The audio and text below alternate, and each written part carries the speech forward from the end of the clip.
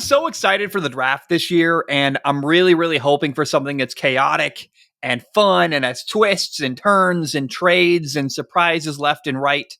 And so I want to talk through the things I'm looking forward to and kind of tracking going into the draft. Number one, I got to say this, though. I believe the top 3 picks are kind of solidified.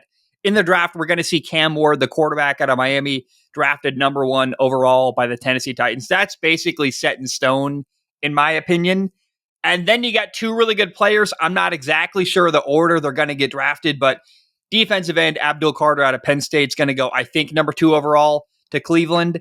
And then Travis Hunter, who plays corner and receiver, is likely going to get drafted by the Giants, number 3 overall. Those guys could swap, though. You could see Travis Hunter, number 2 overall, and Abdul Carter, number 3. But after those top 3 picks, those are the top 3 guys that are going to get drafted, almost certainly, in my opinion. But that's where it gets really interesting, is after those 3 guys. And I want to start by talking about former Boise State running back Ashton Genty. Last year, he ran for 29 touchdowns in 14 games with 2,601 yards rushing, which is just, that's an incredible year. I don't really care. And by the way, look behind me, you see like the birds flying. I don't really care if you're playing in the SEC or playing for Boise State, no matter what, Mountain West, I guess, whatever conference you're in, that's still an impressive year. And I heard an opinion this week as I'm walking around doing my job. One customer actually told me, he said, if you think about it, he took fewer hits. He was a Boise State fan. It's like the guy playing for Boise State took fewer crazy hits than if he'd played a full season with a ton of carries in the SEC. So you can spin the Mountain West Conference as a thing. Well, hey, maybe a guy like Ashton Genty with a huge workload is actually less banged up than running backs who played in tougher conferences against better opponents. To me, I've seen him projected as high as the 4th overall pick to the New England Patriots. I probably would not draft a running back with a top 5 pick, just personally, almost on principle. It's not even a reflection of the player. It's just that I think you can get a starting running back in the 2nd or 3rd round in almost any draft, but especially this draft. Like Quinshon Judkins is one example out of Ohio State. I'm like, yeah, that guy, awesome. I think could have a huge impact in the NFL, and he's not a 1st-round pick. You can get him in a later round for a much cheaper contract and probably still get a player that's going to make an impact. Now, I will say, if you think you're going to draft a running back in the top 5, you do it because you think he's like a Hall of Fame level player, or even a Saquon Barkley, a guy who's going to be an MVP candidate and make a massive, massive impact. I think Ashton Genty is really good. I don't think he's like a Hall of Famer. I think he's a really good starter in the NFL. So to me, again, not a guy I would draft with a top 5 pick. I will say, though, he's 5'8", which a lot of people, it's like 5'8.5". People are saying, oh, he's small. I'm like, sure, I guess. I look at Maurice Jones-Drew, running back who played for the Jaguars a while back. He was outstanding. He was on the shorter side, didn't affect him. I think you watch tape, you go, this guy's a good running back with good vision, can break tackles. I'm not concerned about if the height is the reason you don't draft Ashton Genty. Kind of silly to me. I don't really understand that. The dude can clearly play football. Now, this draft is kind of weird because there are fewer really clear stars, in my opinion. So I think that helps a guy like Ashton Genty get drafted higher. There's 2 things we got to talk about, though. Again, I think you can get a starting running back in the 2nd or 3rd round of this draft with a cheaper contract, and that lets you draft a different need earlier. So if I was in the market for a running back, if I really needed a running back in this year's draft, I probably wouldn't draft one in the 1st round almost at all. I would draft an offensive lineman or any other player that can make an impact on your roster, knowing full well and confident in the 2nd or 3rd round, I can get a starting caliber running back easily. Now, number 2, running backs rely really, really heavily on their offensive line. So, even Saquon Barkley, he's the talk of the NFL right now, clearly the number 1 running back in football. He basically doubled his production going from a bad team, the New York Giants, to a really good team, the Philadelphia Eagles. So being on a bad team can really hold back a running back. Ashton Genty going to a bad team early in the draft is not the same as him going to a better team later that's got a good offensive line. Like Najee Harris, for example, is going to go from the Pittsburgh Steelers this year to the LA Chargers this year. So last year on Pittsburgh's team with a bad offensive line, This year in 2025, he's going to play in LA for the Chargers and Jim Harbaugh with Herbert.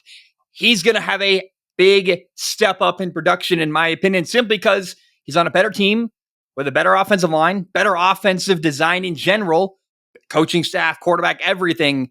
A guy like Najee Harris is going to have way more production on a better team. Ashton Genty may not even be the most productive running back in this draft class next year because another guy could go in the third round to a team with a good offensive line and make a huge impact. So I just don't know that I would draft Ashton Genty early in this draft. But if people want to do that, I understand. I really like the player. It's not about the player. It's about the value. And that's a brutal reality of the running back position in 2025. Now, real quick, I got to tell you about my friends at Prize Picks. Springtime is here and baseball season is officially underway.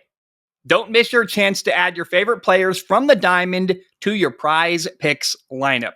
Whether it's strikeouts, RBIs, or first inning runs, take your pick of more or less for your shot to win up to 1,000 times your money cash today. Prize Picks is the best way to get real money action on sports in more than 30 states, including California, Texas, and Georgia. With over 10 million members and billions of dollars in awarded winnings, Prize Picks has made daily fantasy sports accessible to all. On Prize Picks, you can mix and match player projections from different sports, combining your favorite players from baseball, basketball, hockey, esports, and much more. And by the way, it's worth noting, Prize Picks is offering opportunities to make predictions on the NFL draft and win real rewards. So you think a player is going to get drafted number 2 overall by the Browns? You can make that pick. So run your game all season long on Prize Picks because Prize Picks puts their members first. So all withdrawals are fast, safe, and secure. When my picks hit, I can get my money in as quick as 15 minutes. Prize Picks offers Venmo, Apple Pay, MasterCard, and more for quick and easy deposits into your account this sports season.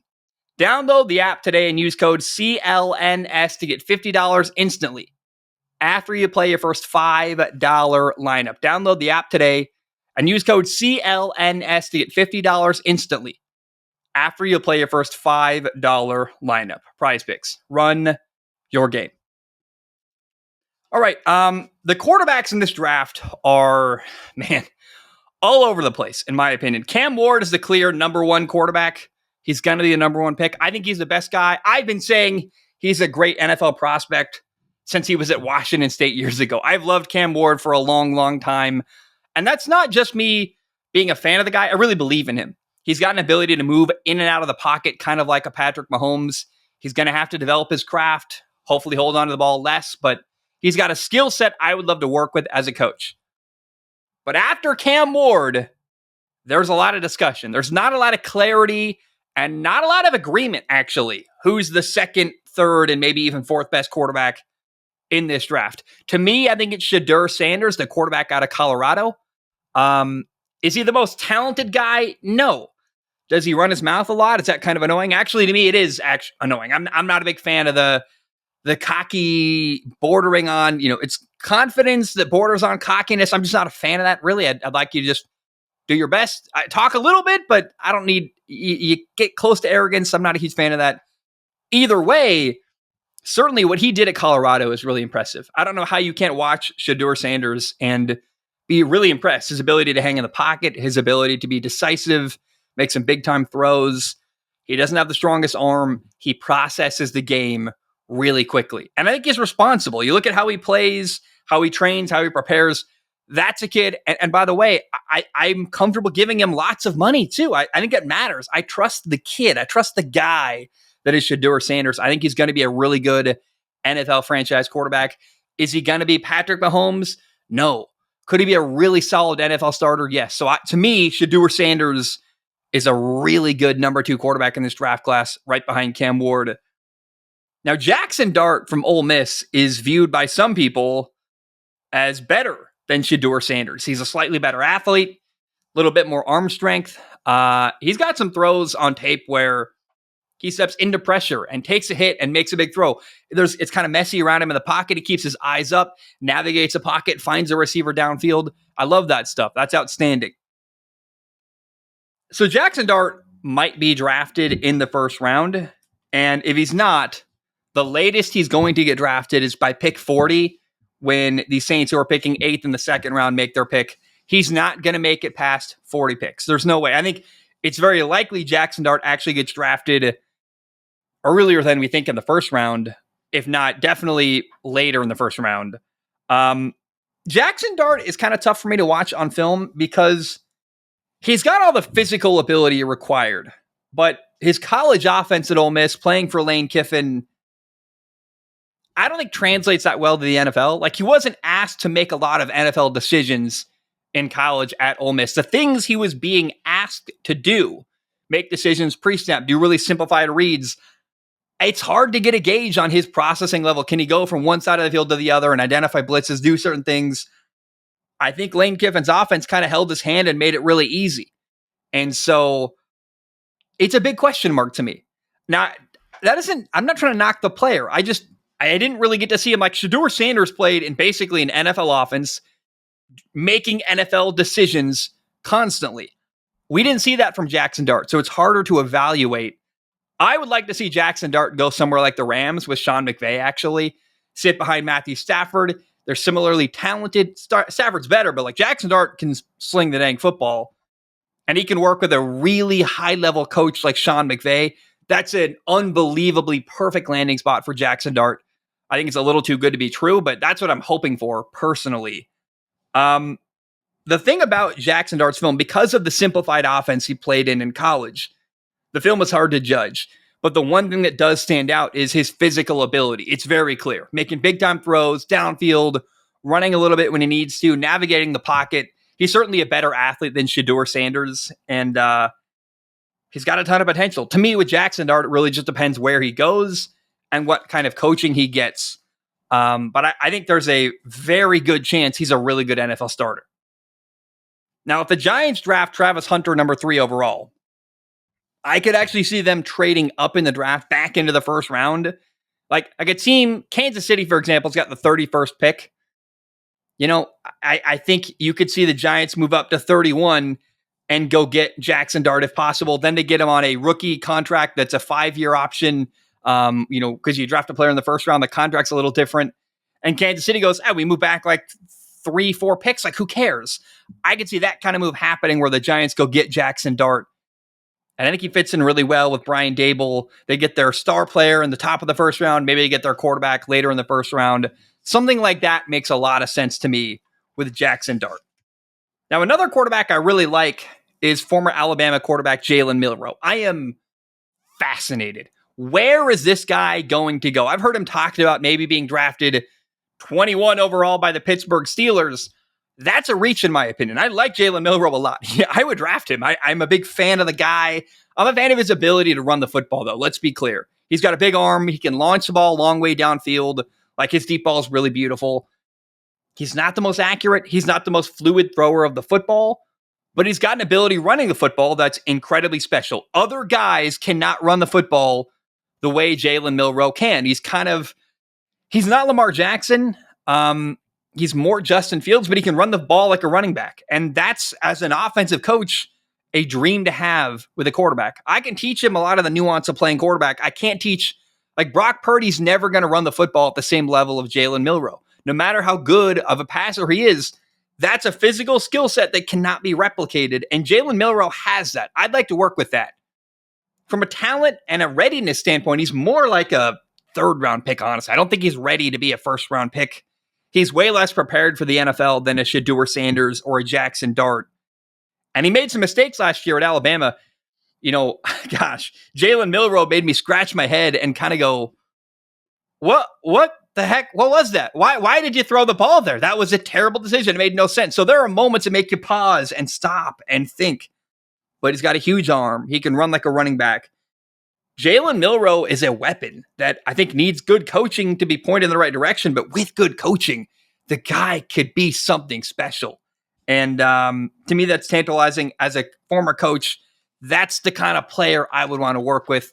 Keep your eye on Jaylen Milro. I'm really curious where he goes. But again, he's far less polished than some of these other quarterbacks in the draft. He's going to need to have time and sit and learn and prepare. But like, the Giants actually are not a terrible spot for that. They've got Jameis Winston. They've got Russell Wilson. They don't need a quarterback to play week one.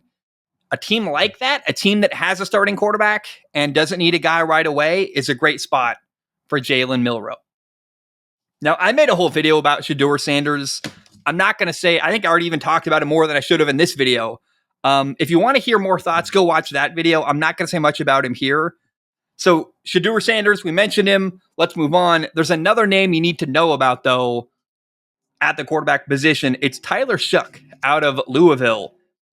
He's likely going to get drafted in the first or second round. He's 25 years old. He played 7 years of college football, played at Oregon, Texas Tech, played last year at Louisville.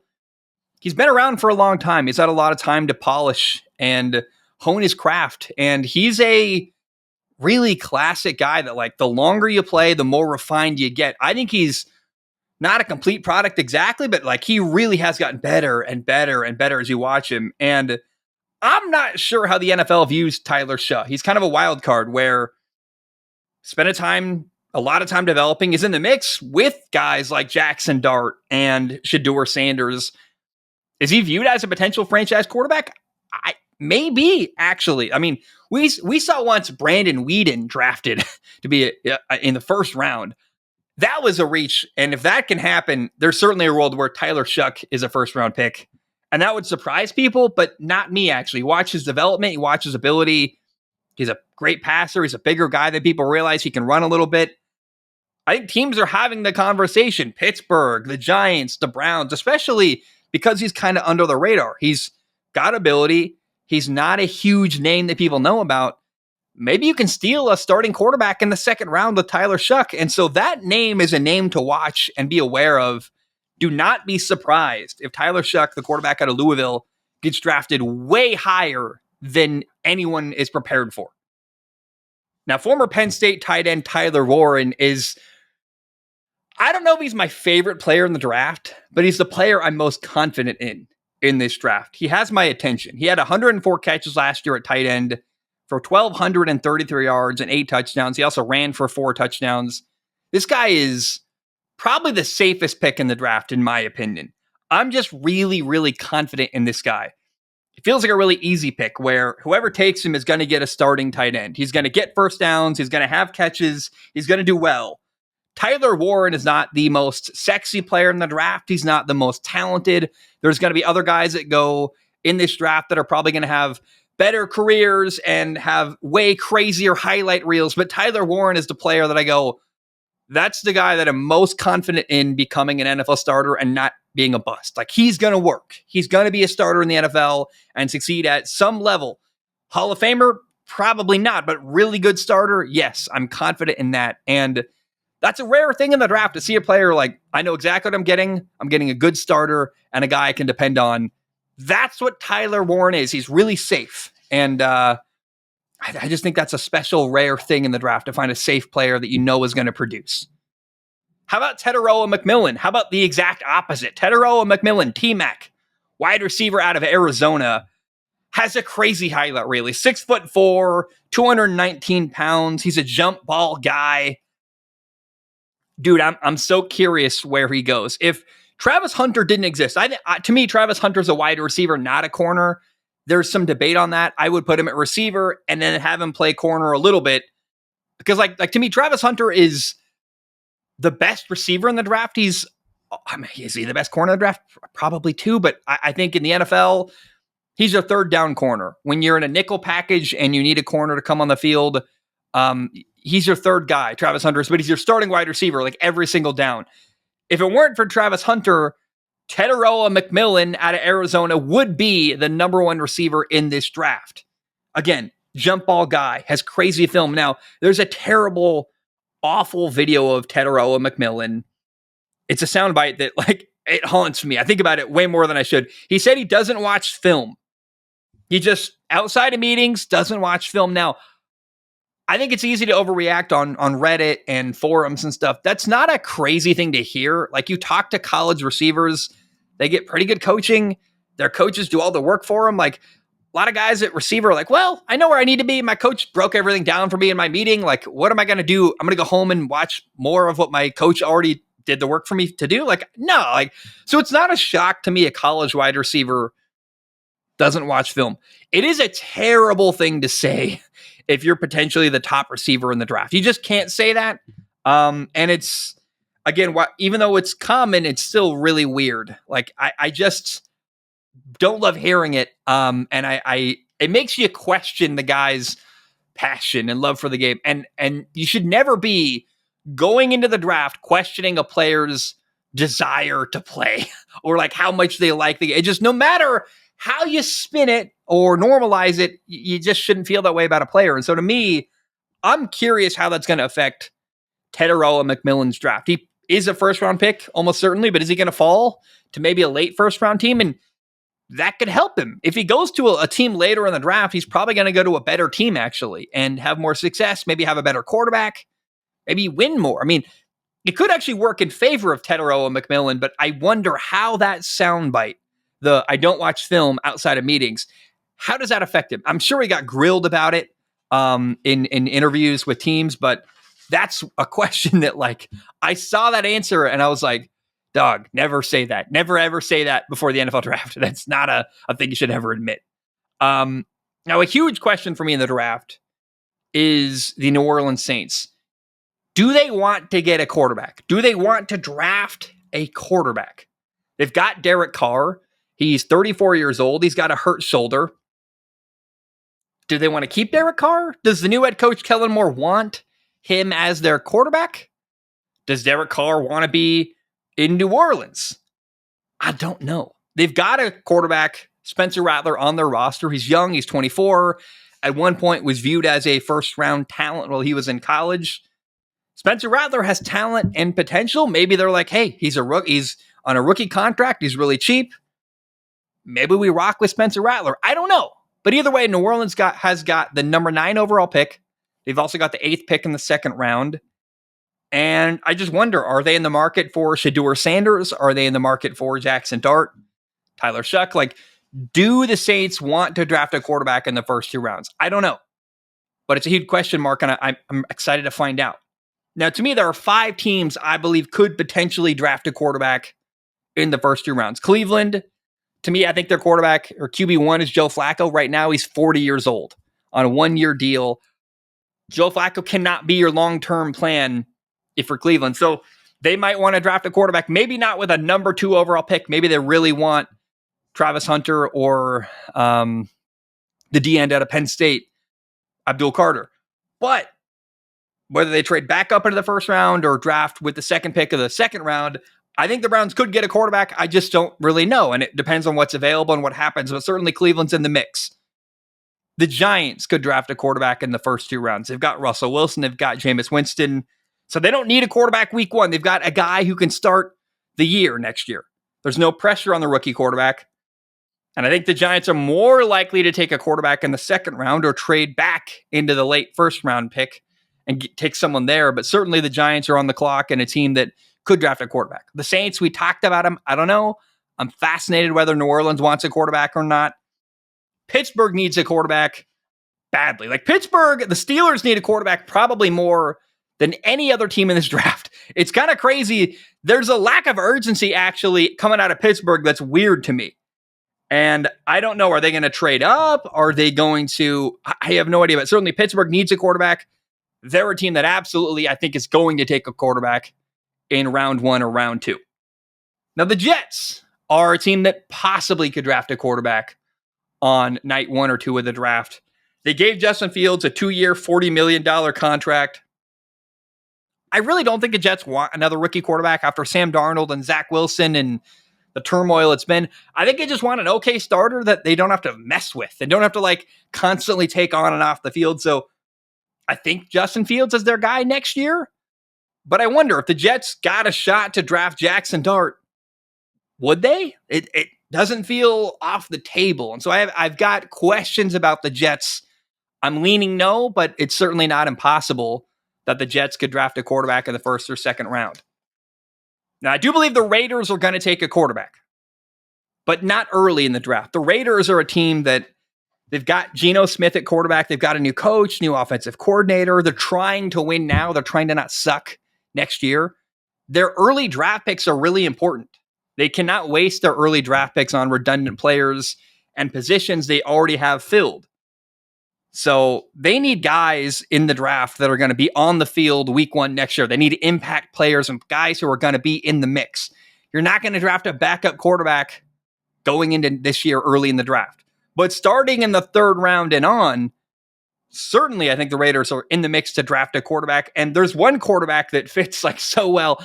I got to say, before the big move happened, I still loved this idea. I've always liked the idea of Will Howard going to the Raiders. I think it makes sense. They don't need a guy early. They want a guy they can develop who has potential. I think Will Howard is exactly that.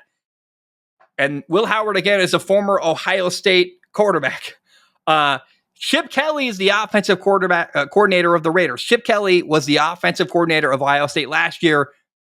He just got to Vegas with the same role and the Raiders. I think it makes total sense that the Raiders would go, hey, Chip, you want your college quarterback from last year? We can get him pretty easily. And then they draft their guy, the backup Geno Smith, and maybe develop into their franchise quarterback eventually. It makes total sense to me. I love the idea of Will Howard going to the Raiders organization. I think it just makes too much sense. And I like that move even before Chip Kelly got there. So keep your eye on Will Howard. Will that move happen? Will the Raiders, in fact, go get and draft former Ohio State quarterback Will Howard? Now, we got to talk about the Bengals next, but before we do that, I want to tell you about my friends at Game Time. There is nothing like going to a game, whether that's playoff basketball or being outside with a hot dog watching baseball. I love a drink, hot dog, the warm sun, you're with your friends. A baseball game live is amazing. Now, let Game Time take the guesswork out of buying tickets. Here's what Game Time does for you. The Game Time Picks feature allows for a curation that makes it easier to save more on sports, concerts, comedy, theater, and any event you can imagine buying a ticket for. They've got all-in pricing, which is a feature that makes sure there are no surprise fees at checkout. You can get a panoramic view from your seat in the app before you buy.